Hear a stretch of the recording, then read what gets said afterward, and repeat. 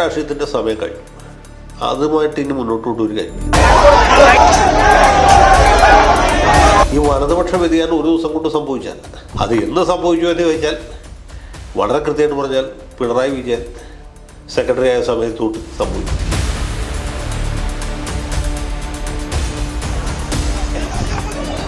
കാലം വന്ന് വിളിച്ചില്ലേ പോകാറായില്ലേ ഗോപാല എന്ന രീതിയിൽ AKG മരിക്കാൻ കിടക്കുന്നത് മതി. കോൺഗ്രസ്സുകാരെ വിളിച്ചെന്ന് മുദ്രാവാക്യമുണ്ട്. കാലം വന്ന് വിളിച്ചില്ലെന്ന് എന്ന് പറഞ്ഞ പോലെ ഈ പുള്ളിയുടെ കാര്യത്തിൽ ഇതുപോലെ എന്തെങ്കിലും മുദ്രാവാക്യം ഉണ്ടാക്കി വിളിക്കേണ്ട സമയം കഴിഞ്ഞിരിക്കുകയാണ്. അങ്ങനെ ആ സ്ഥാനത്തിരുന്ന് മരിക്കുള്ളൂ എന്നുള്ള ഒറ്റ വാശിയിലാണ്. അപ്പോൾ പുള്ളിയുടെ കാര്യത്തിൽ വൈദ്യശാസ്ത്രം പരാജയപ്പെട്ടാലേ നമുക്ക് എന്തെങ്കിലും ആശയ്ക്ക് വേണ്ടി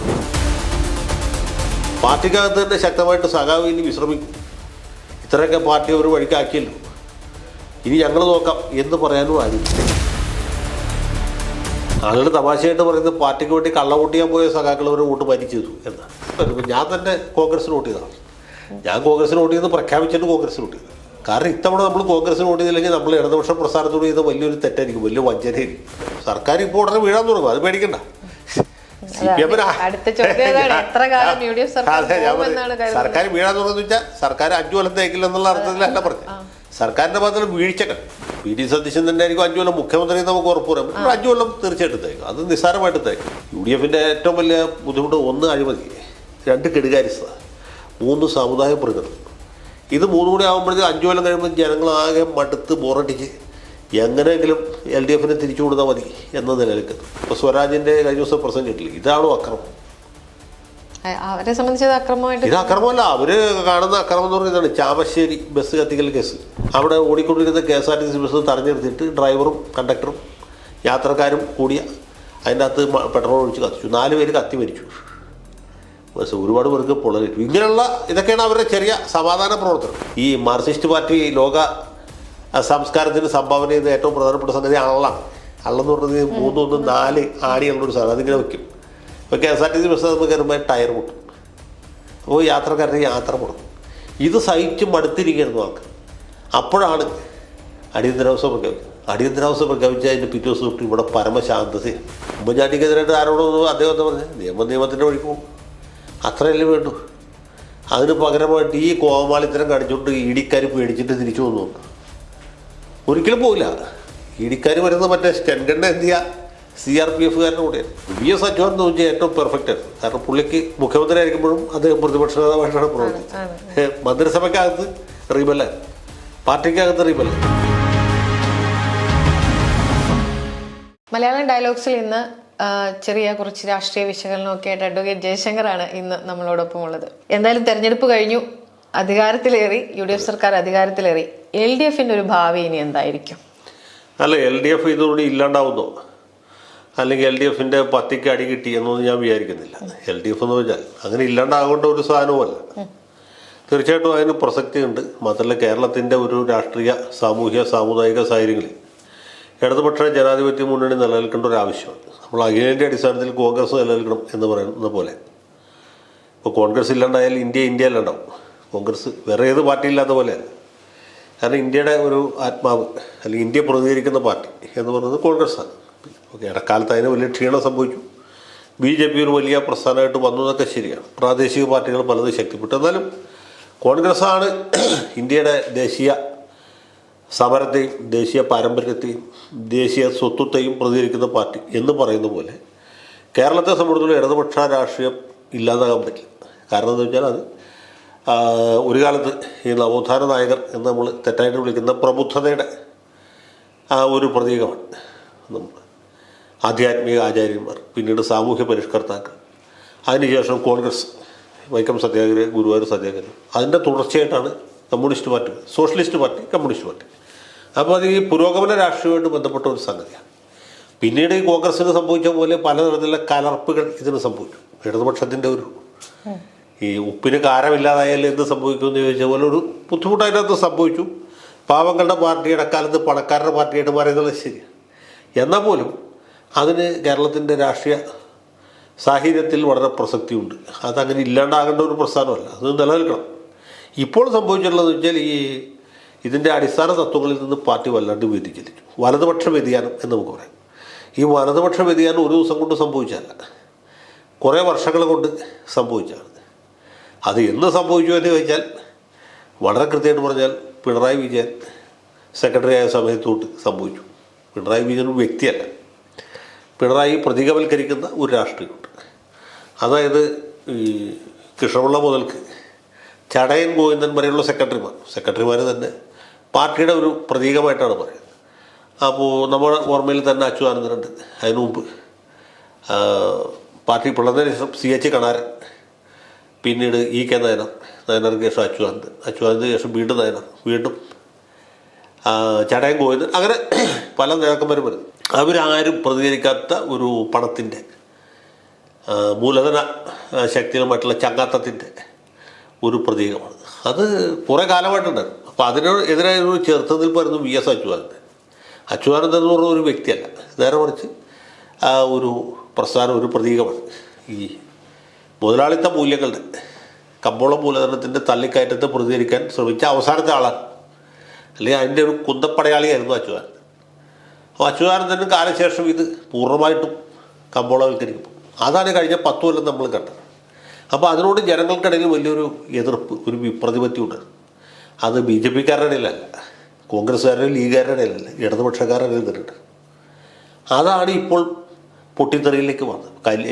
ഈ പയ്യന്നൂർ പോലെയുള്ള മണ്ഡലങ്ങളിൽ, അല്ലെ, താളിപ്പറമ്പിൽ, കുറ്റ്യാടിയിൽ, നാദാപുരത്ത് ഒക്കെ സ്ഥിരം ഇടതു കോട്ടകളാണ്.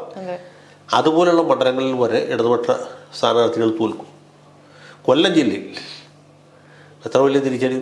കൊല്ലം ജില്ലയിൽ 2-3 സീറ്റൊക്കെ ജയിച്ചു എന്നുള്ള ശരിയാണ്. ഇപ്പോൾ കോഴിക്കോട് ജില്ലയിൽ ഉണ്ടായ പോലത്തെ ഒരു പരാജയം ഉണ്ടായില്ല. എങ്കിൽ പോലും തൃക്കരിപ്പൂർ മണ്ഡലം നോക്കിയാൽ മതി. തൃക്കരിപ്പൂർ എന്ന് പറയുന്നത് കഴിഞ്ഞ ദിവസം നമുക്ക് നമ്മുടെ ഇന്റർവ്യൂവിൽ തന്നെ ജയിക്കാത്തതെന്ന് വെച്ചാൽ അത്ര വലിയൊരു ഇടതുപക്ഷ കോട്ടയാണ് വർഷങ്ങളായിട്ടുള്ള.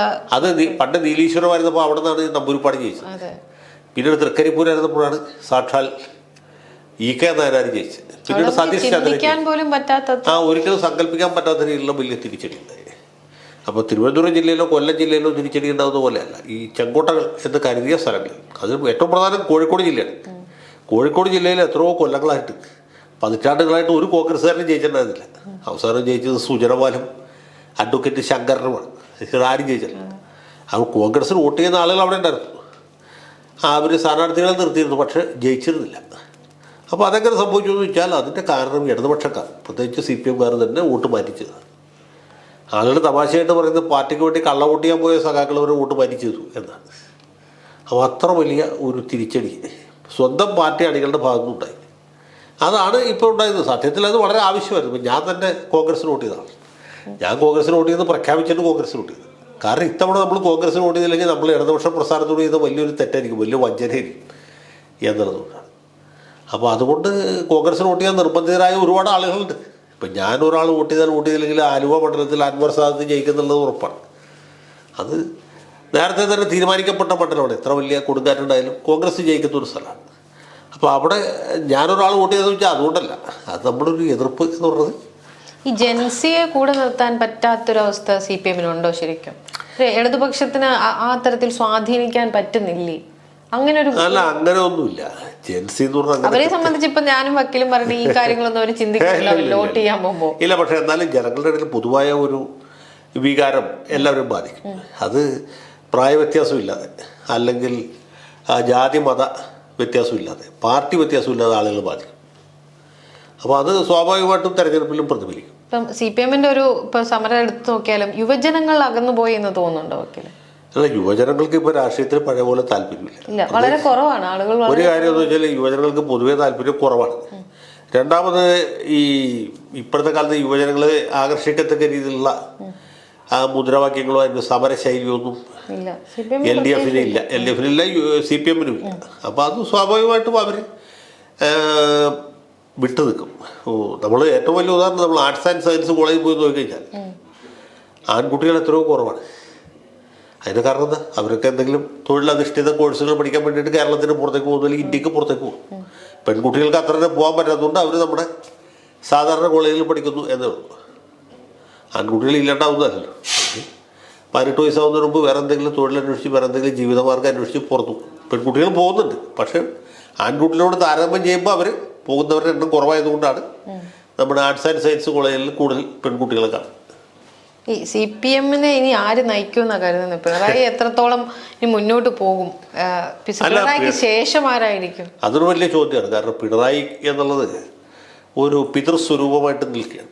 ഇയാൾ മാറണത് എല്ലാവർക്കും ആഗ്രഹമുണ്ട്, പക്ഷെ വേറെ ആരുമില്ല. അല്ല, ഒന്നാമത് പുള്ളി മാറില്ല. പുള്ളി അവിടെ ഇരുന്ന് മരിക്കുള്ളൂ, അല്ലാണ്ട് പുള്ളി മാറുന്ന പ്രശ്നമില്ല.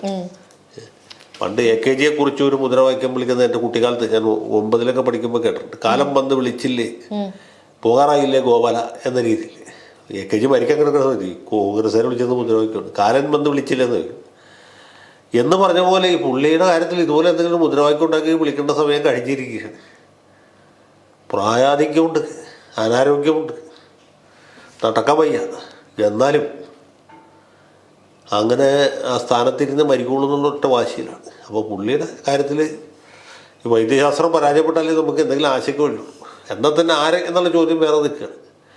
അപ്പോൾ അതൊരു പ്രശ്നമാണ്. ഇപ്പോൾ ഈ 2ാം തരം 3ാം തരം നേതാക്കന്മാരൊക്കെ പുള്ളി പണ്ടേ വെട്ടി നിരത്തി ഒരു ഘടകമല്ലേ. ഇപ്പോൾ കോടിയേരി ബാലകൃഷ്ണനപ്പോൾ നമുക്ക് സംശയമില്ല, പിണറായി കഴിഞ്ഞാൽ കോടിയേരി. അടുത്ത ആൾ ജയരാജനായിരുന്നു, MV ജയരാജൻ. ജയരാജനെ പുള്ളി ഇല്ലായ്മയാണ്.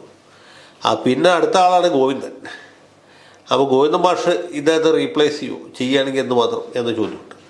പിന്നെ ഇടക്കാലത്തുണ്ടായിരുന്ന മറ്റെല്ലാ നേതാക്കന്മാരും വിട്ടു. പിന്നെ ബാക്കിയുള്ളത് P. രാജീവ്, KN ബാലഗോപാൽ, ഇങ്ങനെയുള്ള ആളുകളാണ് അടുത്ത സെറ്റ്. അവർ തിരുവിതാംകൂറുകാരാണ് അല്ലെങ്കിൽ കൊച്ചിക്കാരാണെന്നുള്ള ബുദ്ധിമുട്ടുണ്ട്. മലബാറിൽ നിന്ന് ഒരാൾ വരട്ടെ. പിന്നെ പുള്ളി ആഗ്രഹിക്കുന്ന നേതാവ് എന്ന് പറയുന്നത് റിയാസാണ്. പിന്നെ മുമ്പ് റിയാസിനെ ഏൽപ്പിച്ചിട്ട് പോകണമെന്നുള്ളതാണ് എനിക്ക് തോന്നുന്നത്. പുള്ളി അതിനു വേണ്ടിയുള്ള കരുനീക്കങ്ങളാണ് നടന്നത്. ഇത്തവണ പ്രതിപക്ഷ നേതൃസ്ഥാനത്ത് മാറി വേറെ ആൾക്ക് ചുമതല ഏൽപ്പിച്ചാൽ അപ്പം പുള്ളി വിടാതെ പിടിച്ചിരിക്കുകയാണ്. പലരും പറഞ്ഞിരുന്നു പിണറായി ഇത്തവണ പ്രതിപക്ഷ നേതാവാൻ സാധ്യതയില്ല. പ്രതിപക്ഷ നേതാവ് ആകില്ല എന്നാണ് ഞാൻ വിചാരിച്ചത്. വേറെ ഒന്നുമല്ല, ഇനിയിപ്പോൾ VD സതീശൻ മുഖ്യമന്ത്രി ഇരിക്കുമ്പോൾ ഇദ്ദേഹം പ്രതിപക്ഷ നേതാവായിട്ടിരിക്കാന്ന് വെച്ചാൽ അത് തന്നെ ഒരു മാത്രമല്ല പുള്ളി അങ്ങനെ പ്രതിപക്ഷ നേതൃസ്ഥാനത്തിന് പറ്റിയ ഒരു ബോഡി ലാംഗ്വേജുള്ള ആളുമില്ല. VS അച്യുതാനന്ദൻ എന്ന് വെച്ചാൽ ഏറ്റവും പെർഫെക്റ്റ് ആയിരുന്നു. കാരണം പുള്ളിക്ക് മുഖ്യമന്ത്രി ആയിരിക്കുമ്പോഴും അദ്ദേഹം പ്രതിപക്ഷ നേതാവായിട്ടാണ് പ്രവർത്തിച്ചത്. മന്ത്രിസഭയ്ക്കകത്ത് റീബലായിരുന്നു, പാർട്ടിക്കകത്ത് റീബലായിരുന്നു. അപ്പോൾ പ്രബലപക്ഷം മറുപക്ഷമായിരുന്നു. അപ്പോൾ അദ്ദേഹം അവിടെ ഒരു പ്രതിപക്ഷമായിരുന്നു. നേരെ മറിച്ച് പിണറായി വിജയനല്ല, പുള്ളി എപ്പോഴും ജയിക്കുന്ന ഭാഗത്താണ്, പുള്ളി അധികാരത്തിൻ്റെ ഭാഗത്താണ്. അധികാരമില്ലാതെ വെറും പ്രതിപക്ഷ നേതാവ് എന്നിട്ട് അദ്ദേഹത്തിന് എന്ത് ചെയ്യാൻ പറ്റും? മാത്രമല്ല കേരളത്തിൽ അങ്ങോളം ഇങ്ങോളം യാത്ര ചെയ്ത് പാർട്ടിക്കാരെ ഉത്തേജിപ്പിക്കാൻ പറ്റിയ അവസ്ഥയിലുമല്ലോ. ശാരീരികമായ അവശത ഒരു വലിയ ഘടകമാണ്. അപ്പം ഇങ്ങനെയൊക്കെയുള്ള ഒരുപാട് പരാധീനതകൾ പുള്ളിക്കുണ്ട്. പക്ഷേ ആ പ്രതിപക്ഷ നേതാവെന്ന സ്ഥാനത്തേക്ക് വന്നപ്പോൾ അദ്ദേഹം മുഖ്യമന്ത്രിയുടെ നിന്ന് വേറൊരു പ്രതിപക്ഷ നേതാവിനെയല്ലേ ഇപ്പം നമ്മൾ കാണുന്നത്? അല്ല, പ്രതിപക്ഷ നേതാവ് എന്നുള്ളതിലൊക്കെ നിയമസഭയ്ക്കകത്ത് വിഷയങ്ങൾ കുറച്ച് ദിവസമായുള്ളൂ. അത് ഫലപ്രദമായിട്ട് പുള്ളി ഇത്ര കൊല്ലത്തെ പാർലമെന്ററി എക്സ്പീരിയൻസ് ഉണ്ടല്ലോ, അപ്പോൾ അത് വെച്ച് ചെയ്യുന്നുണ്ട്. അതല്ല പറഞ്ഞ്, പക്ഷേ നിയമസഭയ്ക്ക് പുറത്ത് എന്നുള്ളൊരു ഘടകമുണ്ട്. പാർട്ടി സംവിധാനത്തിൽ പാർട്ടി സെക്രട്ടറി പോരല്ലോ. MV ഗോവിന്ദനുള്ളൂ പാർട്ടി സെക്രട്ടറി. മറ്റേ VS അച്യുതാനന്ദൻ പ്രതിപക്ഷ നേതാവായിരിക്കുമ്പോൾ വീട്ടിൽ നിന്ന് തന്നെ വിമർശനം ഉണ്ടായിരുന്നു, കണ്ണാടി നോക്കാറില്ലേ എന്ന് ചോദിച്ചു. അതൊക്കെ മാഷ് തമാശ പറഞ്ഞാൽ ഗോവിന്ദൻ മാഷുള്ള ഒരു ഗുണം, ഒരു മേന്മ എന്ന് പറഞ്ഞ പുള്ളി ഒട്ടും അഴിമതിക്കാരനല്ല, വ്യക്തിപരമായിട്ട് അഴിമതിക്കാരനല്ല എന്നുള്ളത്. അപ്പോൾ സംശുദ്ധമായ പ്രതിച്ഛായയുണ്ട്. പക്ഷെ അതുകൊണ്ട് മാത്രം ഇന്നത്തെ കാലത്ത് ഈ പാർട്ടി മുമ്പോട്ട് കൊണ്ടുപോകാൻ പറ്റും എന്നുള്ളൊരു ചോദ്യമാണ്. ഇനി ഗോവിന്ദൻ്റെ സ്ഥാനത്ത് രാജീവ് പാർട്ടി സെക്രട്ടറിയായിട്ട് വന്നാൽ, അല്ലെങ്കിൽ നമ്മുടെ ബാലഗോപാൽ സെക്രട്ടറിയായിട്ട് വന്നാൽ ഗുണപരമായിട്ട് എന്ത് മാറ്റം ഉണ്ടാവും? അതും ആലോചിക്കട്ടെ. ഗോവിന്ദൻ കണ്ണൂർക്കാരനാണ്, പാർട്ടി സഖാവാണ്, സംശുദ്ധമായ പൊതുജീവിതം നയിക്കുന്ന ആളാണ്, വ്യക്തിപരമായിട്ട് പണം ഉണ്ടാക്കിയിട്ടില്ല എന്നുള്ളത് ശരിയാണ്. അതിനപ്പുറത്ത് എന്തുണ്ട് എന്നുള്ള ചോദ്യം. പാർട്ടിയെ നയിക്കണ്ടേ? അതല്ലേ ഇപ്പം ലാൽ ബഹദൂർ ശാസ്ത്രി ഇന്ത്യയുടെ പ്രധാനമന്ത്രി എന്ന് പറഞ്ഞ പോലെ. ലാൽ ബഹദൂർ ശാസ്ത്രി വളരെ സിമ്പിളായിട്ടുള്ളൊരു മനുഷ്യനായിരുന്നു. വ്യക്തിപരമായിട്ട് വലിയ പ്രതിച്ഛായ ഉണ്ടായിരുന്നു, ഒട്ടും അഴിമതിക്കാരനായിരുന്നില്ല, നിരാർഭാട ജീവിതം നയിച്ച ആളാണ്. പക്ഷെ അതുമാത്രം പോരാ, ആ ഒരു പ്രശ്നമുണ്ട്. അപ്പോൾ അത് ഒരു നേതൃത്വ രാഹിത്യം എന്നുള്ളൊരു വലിയ വിഷയമുണ്ട്. പാർട്ടിയിൽ അതുപോലെ ശക്തനായ ഒരു നേതാവ് ഉയർന്നു വന്നിട്ടില്ല. പൊതുവെ നമ്മൾ CPM-നെ കുറിച്ച് പറയുമ്പോൾ, LDF-നെ കുറിച്ച് പറയുമ്പോൾ ഭരണപക്ഷത്തിരിക്കുന്നതിനേക്കാൾ എപ്പോഴും നമ്മളെപ്പോഴും അങ്ങനെയാണ് കണ്ടുവന്നിട്ടുള്ളത്, അല്ലെങ്കിൽ നമ്മളത് പറയുന്നത്. പക്ഷെ ഇത്തവണ അത് എത്രത്തോളം ജനങ്ങൾ ഇതിങ്ങനെ കണ്ടുകൊണ്ടിരിക്കുകയല്ലേ, ഒരു രീതി നമുക്കറിയാം എങ്ങനെയാണ് പ്രതിപക്ഷം പ്രതികരിക്കുക. അപ്പൊ ഈ അടുത്ത 5 വർഷം എങ്ങനെയായിരിക്കും LDF? അടുത്ത 5 വർഷം ഇവർ ഈ അക്രമ രാഷ്ട്രീയം നടത്തി മുന്നോട്ട് കൊണ്ടുപോകാനാണ് ഉദ്ദേശിക്കണമെങ്കിൽ അത് വലിയ പരാജയത്തിൽ അവസാനിക്കും. കാരണം ഈ അക്രമ രാഷ്ട്രീയത്തിൻ്റെ സമയം കഴിഞ്ഞു. അതുമായിട്ട് ഇനി മുന്നോട്ട് കൊണ്ടൊരു ഒരു കാര്യമില്ല. അത് മാത്രവുമല്ല, പഴയ പോലെ സമരവും സിന്ദാബാദും ഉണ്ടാക്കിയിട്ട് രാഷ്ട്രീയ മാറ്റം ഉണ്ടാക്കാൻ പറ്റില്ല. അത് കാലം മാറി. ഇപ്പോൾ പുതിയ കാലത്തിന് പുതിയ രീതികൾ അനുവർത്തിക്കണം.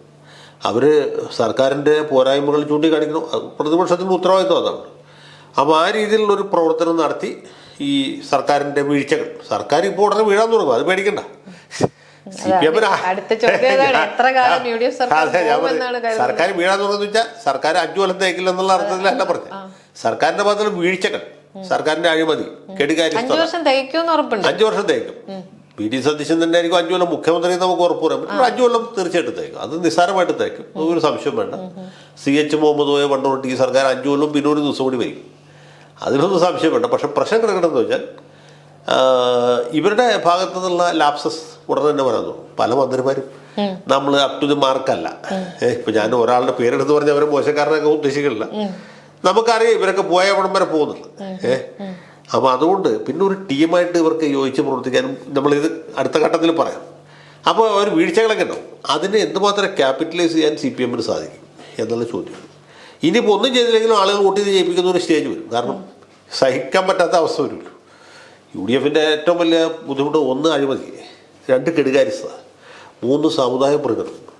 ഇത് 3 കൂടി ആകുമ്പോഴത്തേക്ക് 5 കൊല്ലം കഴിയുമ്പോൾ ജനങ്ങളാകെ മടുത്ത് ബോറടിച്ച് എങ്ങനെയെങ്കിലും LDFനെ തിരിച്ചു കൊടുത്താൽ മതി എന്ന നിലയിലേക്കെത്തും. അപ്പോൾ അങ്ങനെ ഒരു സാഹചര്യം അവിടെ ഉണ്ട്.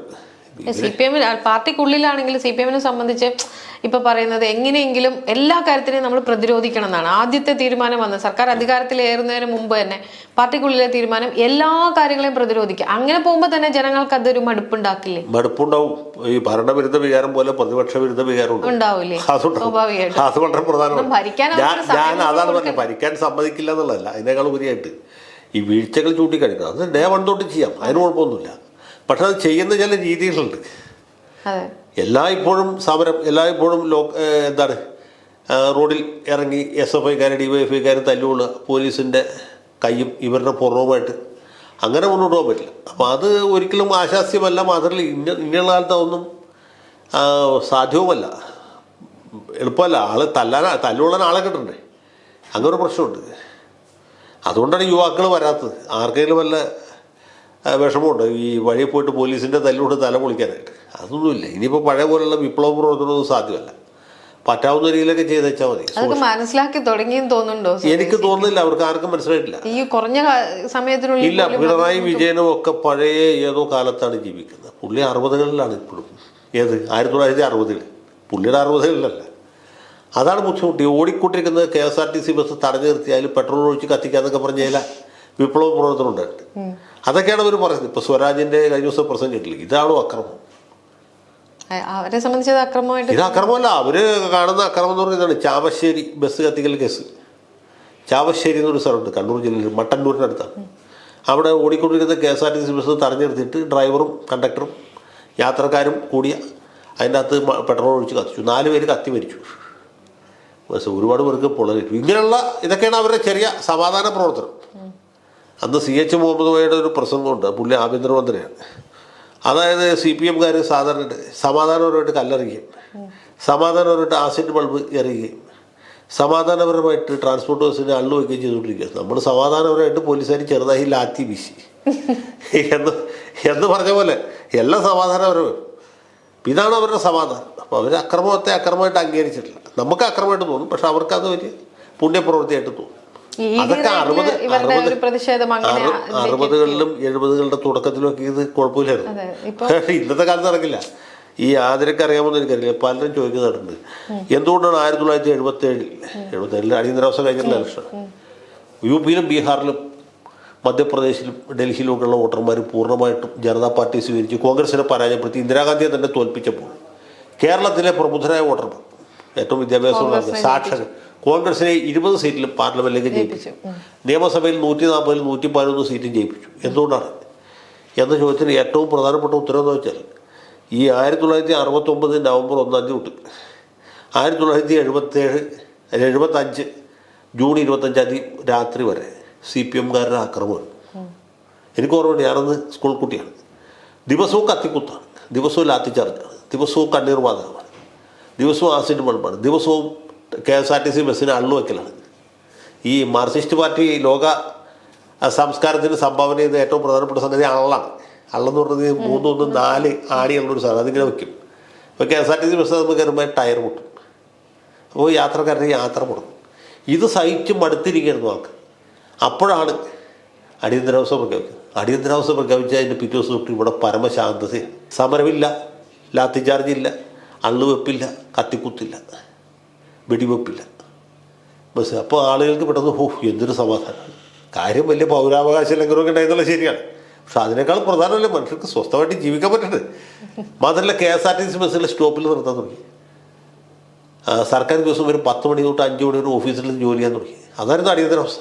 അപ്പോൾ ജനങ്ങൾ കണ്ടത് അടിയന്തരാവസ്ഥയുടെ പോസിറ്റീവായിട്ടുള്ള സൈഡാണ്. അടിയന്തരാവസ്ഥ നിലനിൽക്കാൻ വേണ്ടിയിട്ടാണ് കേരളത്തിലെ പ്രമുഖരായ വോട്ടർമാർ 111 സീറ്റ് കൊടുത്തത്. 20 സീറ്റിലും പാർലമെൻറ്റിലേക്ക് ജയിപ്പിച്ചത്. കാരണം അത്ര വലിയ അക്രമമായിരുന്നു. അപ്പോൾ അക്രമ രാഷ്ട്രീയത്തിനെതിരെയുള്ള വികാരം അന്നുമുണ്ട്, ഇപ്പോഴും ഉണ്ട്. ഇപ്പോൾ ഈ കഴിഞ്ഞ 10 കൊല്ലത്തെ സഖാക്കന്മാരുടെ അതിക്രമങ്ങളും കണ്ട് മടുത്തിട്ടാണ് ജനങ്ങൾ SFIക്കാരനെ കസേര കത്തിക്കൽ, അല്ലെങ്കിൽ പ്രിൻസിപ്പളിനെ റീത്ത് വയ്ക്കൽ, DYFIക്കാരുടെ രക്ഷാപ്രവർത്തനം. അപ്പോൾ ഇതൊക്കെയാണ് പരാജയത്തിൻ്റെ കാരണം. അത് അന്വേഷിച്ച് ഇനി ദൂരേക്കൊന്നും പോയിട്ട് കാര്യമില്ല. ED അന്വേഷണത്തിനോടനുബന്ധിച്ച് നടന്ന ഇതിനെ ED അന്വേഷണത്തോട് അനുബന്ധിച്ച് നടത്തിയ അക്രമവും സത്യം പറഞ്ഞാൽ പാർട്ടിയുടെ ഇപ്പം തന്നെ വഷളായുള്ള പ്രതിച്ഛായ ഒന്നുകൂടി മോശമാക്കാനും മാത്രം ഉപകരിച്ചുള്ളൂ. പാർട്ടിയായിട്ട് നേരിട്ട് ബന്ധമുള്ള കാര്യമല്ലോ. മുഖ്യമന്ത്രിയുടെ മകൾക്കെതിരായിട്ടാണ് അന്വേഷണം. മകളെ റെയ്ഡ് നടത്തുന്നത് സാധാരണ നടപടിക്രമല്ലേ. ചോദ്യം ചെയ്യുകയോ ഭേദ്യം ചെയ്യുകയൊന്നും ചെയ്തിട്ടില്ല. ഇനി ചോദ്യം ചെയ്താൽ തന്നെ അത് നിയമപരമല്ലേ. ഉമ്മൻചാണ്ടിക്കെതിരായിട്ട് ആരോടൊന്നും അദ്ദേഹം എന്താ പറഞ്ഞത്, നിയമത്തിൻ്റെ വഴിക്ക് പോകും, അത്രയല്ലേ വേണ്ടു. അതിന് പകരമായിട്ട് ഈ കോമാളിത്തരം കാണിച്ചുകൊണ്ട് ഇടിക്കാർ പേടിച്ചിട്ട് തിരിച്ചു പോകുന്നുണ്ട്. ഒരിക്കലും പോകില്ല. ഇടിക്കാർ വരുന്നത് മറ്റേ സ്റ്റെൻഗണ്ണ എന്തിയ CRPFകാരുടെ കൂടെയാണ്. അതാണ് ഒരു കാര്യം. അവർ പേടിച്ചിട്ട് അന്വേഷണം നിർത്തി പോകാനെങ്കിൽ കുഴപ്പമില്ല. അപ്പോൾ നിയമപരമായിട്ട് രക്ഷയില്ല. രാഷ്ട്രീയമായിട്ട് ഇത് ജനങ്ങൾ കണ്ടുകൊടുക്കില്ലേ. മുഖ്യമന്ത്രിയായിരുന്ന ആളുടെ വീടിന് മുമ്പിൽ ജനങ്ങൾ തടിച്ചു കൊടുക്കും, അവർ മുദ്രാവാക്യം വിളിക്കും, കുത്തിയിരുന്ന് സമരം ചെയ്തു. എന്തിനു വേണ്ടിയിട്ട്? പാർട്ടിയെ ബാധിക്കുന്ന ഒരു കാര്യത്തിനല്ല. പാർട്ടി നേതാവിൻ്റെ മകൾ അവിഹിതമായിട്ട് പണം ഉണ്ടാക്കിയെന്നുള്ള ആർക്കറിയാൻ പാടില്ല. എക്സാലോജിക്കും CMRലും തമ്മിലുള്ള ഇടപാട് മാത്രമല്ലല്ലോ. മാസം എക്സാലോജിക്കിന് 3 ലക്ഷം രൂപ കൊടുക്കും, വീണ തൈക്കട്ടിക്ക് 5 ലക്ഷം രൂപ കൊടുക്കും. അതെവിടെയെങ്കിലും കിട്ടുന്നുണ്ടോ? കമ്പനിക്ക് പണം കൊടുക്കുന്ന മനസ്സിലാക്കുക. കമ്പനിയുടെ ഉടമസ്ഥയ്ക്ക് പൈസ കൊടുക്കുന്നത് അല്ല. ഒരു സേവനവും ചെയ്തിട്ടില്ല എന്നുള്ള വേറെ കാര്യം. ഇനി സേവനമില്ല, ഇനി എന്തെങ്കിലും സേവനം ഉണ്ടാകേണ്ടവരാണെങ്കിൽ കൊടുക്കാമെന്ന് വിചാരിച്ചിട്ട് റീറ്റെയിലർഷിപ്പായിട്ട് കൊടുക്കുന്നതെന്ന് മനസ്സിലാക്കുക എന്ന് വിചാരിക്കാം. അങ്ങനെ ചെയ്യാമല്ലോ. ഇപ്പോൾ ചില അഭിഭാഷക സ്ഥാപനങ്ങളും മറ്റേ വ്യവസായ ശാലകളും തമ്മിൽ അങ്ങനെ ബന്ധമുണ്ടാവും. കൊച്ചിൻ റിഫൈനറിയുടെ ലീഗൽ റീറ്റെയിലർ എന്ന് പറഞ്ഞാൽ റിഫൈനറിയിൽ കേസുണ്ടെങ്കിലും ഇല്ലെങ്കിലും ഇവർക്ക് മാസം ആ പൈസ കിട്ടും. ആർക്ക്? ആ അഭിഭാഷക സ്ഥാപനത്തിൽ. അങ്ങനെ ചെയ്യുന്നവരുണ്ട്. കേസ് വരണമെങ്കിൽ കേസിന് വേറെ ഫീസ് കിട്ടും. മറിച്ച് അതുപോലെ സ്റ്റാൻഡിംഗ് കൗൺസിലുകളുണ്ട്, ഹൗസിംഗ് ബോർഡിൻ്റെ അല്ലെങ്കിൽ നമ്മുടെ റബ്ബർ ബോർഡിൻ്റെ, ഓരോന്നിനുമുണ്ട്. അപ്പോൾ അത് കേസുണ്ടെങ്കിലും കേസില്ലെങ്കിലും കിട്ടും. കേസുണ്ടാവും, അത് വേറെ. കേസുണ്ടെങ്കിൽ അതിനനുസരിച്ച് ഫീസ് കിട്ടും. ഇത് അങ്ങനെ റീറ്റെയിലർഷിപ്പ് കൊടുത്താന്ന് വേണമെങ്കിൽ വിചാരിക്കാം. 3 ലക്ഷം. പക്ഷേ 5 ലക്ഷം കൊടുത്തതിന് എന്താ ന്യായമുള്ളത്? 5 ലക്ഷം വീടൊക്കെയാണ് കൊടുക്കുന്നത്, അല്ലാണ്ട് കമ്പനിക്കല്ല. അപ്പോൾ ഈ രീതിയിലൊക്കെയുള്ള ഇതൊക്കെ എങ്ങനെ ജനങ്ങളോട് ന്യായീകരിക്കാം? ഒരു ന്യായീകരണമില്ല. അതിന് പകരം ഈ ഗുണ്ടായുസം കാണിക്കുക. എന്നിട്ട് ഇത് അക്രമമല്ല, സമാധാന പ്രവർത്തനമാണ് എന്ന് പറയാം. ഈ CPMന്റെ മുകളിൽ അല്ലെങ്കിൽ പാർട്ടിക്ക് മുകളിൽ പിണറായി വിജയന്റെ ഒരു അപ്രമാദിത്വം അവസാനിക്കും ഈ പരാജയത്തോടെ എന്നുള്ളൊരു നറേഷന് വല്ല സാധ്യതയുണ്ടോ? അല്ല, ഈ പരാജയത്തോടെ പുള്ളിയുടെ അപ്രമാദിത്വം അവസാനിച്ചെങ്കിൽ ഞാൻ നേരത്തെ പറഞ്ഞ പോലെ പാർട്ടി ഒരു പരിധി വരെ രക്ഷപ്പെട്ടിരുന്നു. സത്യത്തിൽ ഈ ജനങ്ങളെതിരായിട്ട് വോട്ട് ചെയ്തില്ലേ, അത് സർക്കാരിനെതിരായിട്ടൊരു വിധി എഴുത്തല്ല. സർക്കാരിന് പല പോരായ്മകളൊക്കെ ഉണ്ടായിരുന്നു. ഏത് സർക്കാരിനും അതിൻ്റേതായ വീഴ്ചയുണ്ട്. ഈ സർക്കാരിന് പ്രത്യേകിച്ചും ഒരു പോരായ്മ ഉണ്ടായിരുന്നു. മന്ത്രിമാർ മിക്കവരും വളരെ അപ്രാപ്തരാണ്.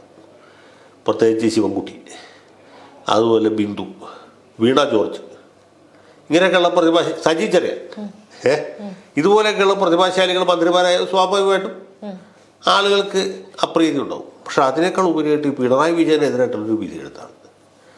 നയപരമായിട്ടുള്ള വീഴ്ചകൾ സർക്കാരിൻ്റെ ഭാഗത്ത്. ഒന്നാമത് ഖജനാവിൽ പൈസ ഇല്ലാത്ത സമയത്ത് നവകേരള യാത്ര നടത്തുക, ലോക കേരള സഭ നടത്തി. ഇതുകൊണ്ടൊക്കെ ആർക്കെങ്കിലും വല്ല പ്രയോജനമുണ്ടോ? അതേ സമയത്തൂടെ മറിയക്കുട്ടി പിച്ചച്ചട്ടി എടുത്ത് റോഡിലിറങ്ങി തെണ്ടുകയാണ്.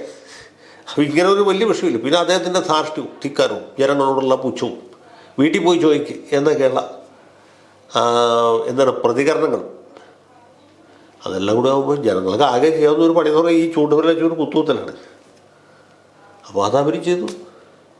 ഒരു നേതൃമാറ്റത്തിന് എന്തെങ്കിലും സാധ്യത കാണുന്നുണ്ടോ? നേതൃമാറ്റത്തിന് ഇപ്പോഴത്തെ നിലയ്ക്ക് സാധ്യത കാണുന്നില്ല. അദ്ദേഹം വിട്ടുകൊടുക്കാൻ തയ്യാറല്ല. പാർട്ടിക്കകത്ത് തന്നെ ശക്തമായിട്ട് സഖാവ് ഇനി വിശ്രമിക്കും. ഇത്രയൊക്കെ പാർട്ടി ഒരു വഴിക്കാക്കിയല്ലോ, ഇനി ഞങ്ങൾ നോക്കാം എന്ന് പറയാനും ആരുമില്ല. അതാണ് പ്രശ്നം. ഒരു രണ്ടാം നിര നേതൃത്വം മിക്ക ആളുകളും പുള്ളി നേരത്തെ പല കാരണങ്ങളും പറഞ്ഞ് വെട്ടി നിരത്തി. അത് പാർലമെൻ്ററി പാർട്ടികളാണെങ്കിലും തട്ടി MLA MP മാരാകുന്നതിൽ നിന്ന് തടഞ്ഞു. അതിനേക്കാൾ ഉപരിയായിട്ട് പാർട്ടി സംവിധാനത്തിലും സംസ്ഥാന സെക്രട്ടേറിയറ്റ് എന്നൊക്കെ പറഞ്ഞാൽ വളരെ അപ്രാപ്തരായിട്ടുള്ള ആളുകൾ അല്ലെങ്കിൽ ജനസ്വാധീനം കുറഞ്ഞ ആളുകളാണ്. അപ്പം അങ്ങനെ ഒരു വലിയ ഇപ്പോൾ പുത്തലത്ത് ദിനേശൻ ഇതുപോലുള്ള ചിന്തകന്മാരാണ്. പുത്തലത്ത് ദിനേശൻ സംസ്ഥാന സെക്രട്ടേറിയറ്റ് എന്നിട്ട് എന്ത് ചെയ്യാൻ ഒന്ന് ആലോചിച്ചു. അല്ലെങ്കിൽ വളരെ ചെറുപ്പമായിട്ടുള്ള M സ്വരാജ് മോശമാണെന്നല്ല പറഞ്ഞത്. എല്ലാവരും ആ പ്രായത്തിലുള്ളവരെ കഴിയുമ്പോഴുള്ള ബുദ്ധിമുട്ടുണ്ട്. അതാണ് ബുദ്ധിമുട്ട്.